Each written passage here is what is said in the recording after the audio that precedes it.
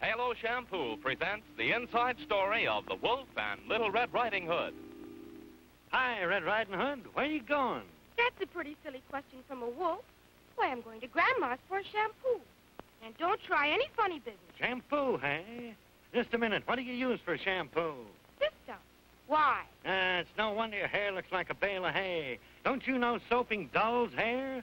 Halo glorifies it. You're sure this isn't just one of your tricks? No, I've turned honest.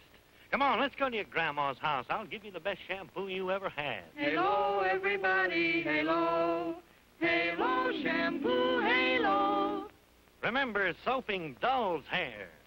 Halo glorifies it. Leaves it fragrant, dandruff-free, and wonderfully easy to manage. So halo, everybody, halo.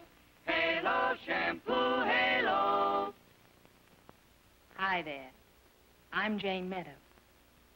That little story shows that any kind of a wolf appreciates glorified hair. And hair that's been washed with Halo shampoo is really glorified. So shining, so easy to manage. So why not glorify your hair with Halo? It's America's favorite shampoo.